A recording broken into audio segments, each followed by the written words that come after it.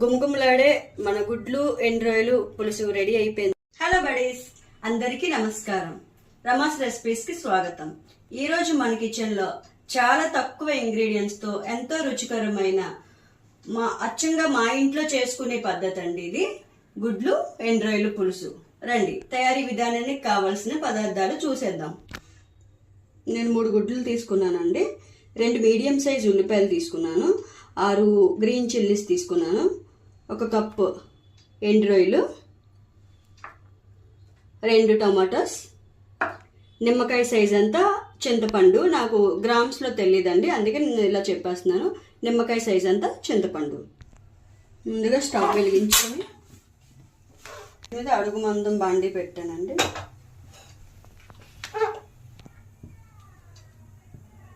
ఐదు table spoon oil వేయాలండి. ఈ కర్రీకి నూనె ఎక్కువగానే పడుతుంది. ఆయిల్ బాగా కాగిన తర్వాత నేను ముందుగానే గుడ్లకి ఘాట్లు పెట్టి ఉంచుకున్నానండి. ఇలాగా గుడ్లకి ఘాట్లు పెట్టుకొని ఉంచుకోవాలి.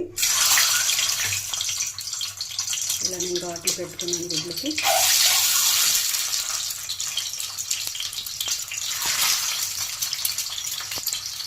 గుడ్లు ఎర్రగా వచ్చినంత వరకు వేసుకోవాలి. గుడ్లు వేగిపోయాన్ని తీసేసుకుందాం ప్లేట్లోకి. ఇప్పుడు ఇందులోనే మనం కడిగి పెట్టుకుని రెండు వేసుకోవాలి.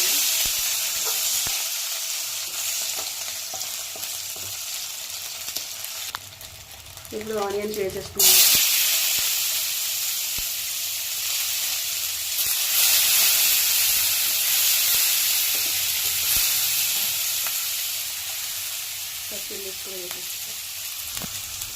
ఉల్లిపాయలు బంగారు రంగులోకి వచ్చినంత వరకు వేయించుకోవాలండి.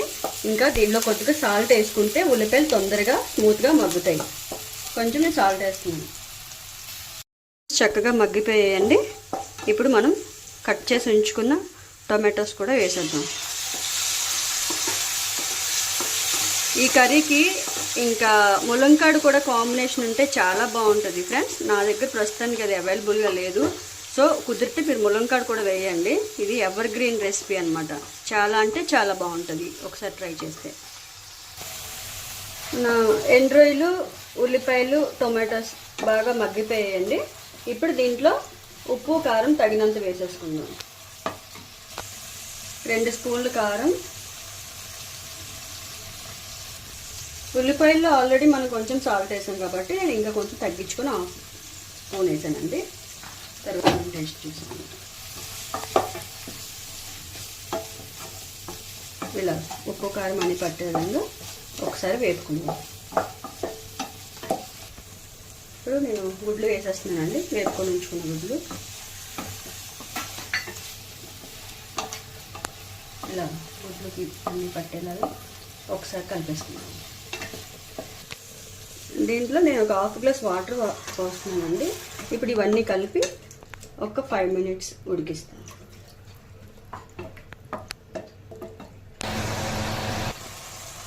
గుడ్లు ఉడికిపోయాయండి.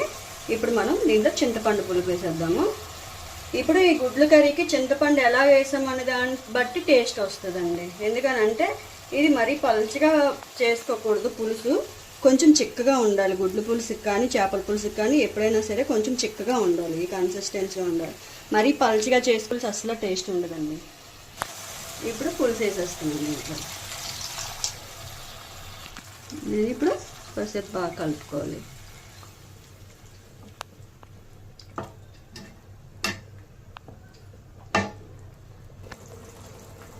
ఇప్పుడు ఈ కన్సిస్టెంట్లో మనం ఉప్పు కారాలు చూసుకోవాలండి.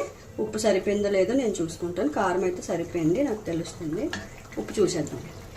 ఓకే, ఉప్పు సరిపోయిందండి నాకైతే. ఇప్పుడు నేను మూత పెట్టేస్తున్నాను. మూత పెట్టి ఒక 10 నిమిషాలు ఉడకనిస్తాను. ఆల్మోస్ట్ మన కర్రీ 10 మినిట్స్ అయిపోయింది ఫ్రెండ్స్. నాకు తెలిసి అయిపోద్ది. ఒకసారి చూసేద్దాం.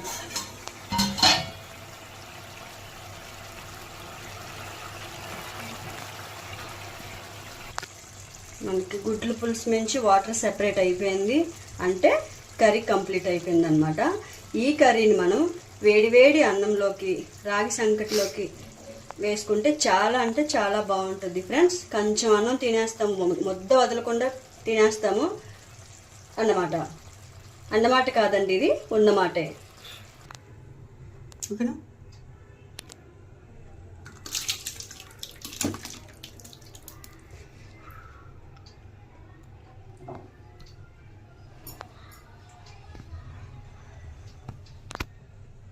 గుమగుమలాడే మన గుడ్లు ఎండు రొయ్యలు పులుసు రెడీ అయిపోయింది ఫ్రెండ్స్. ఇప్పుడు వేడి వేడి అన్నంలో సర్వ్ చేసుకుందాం.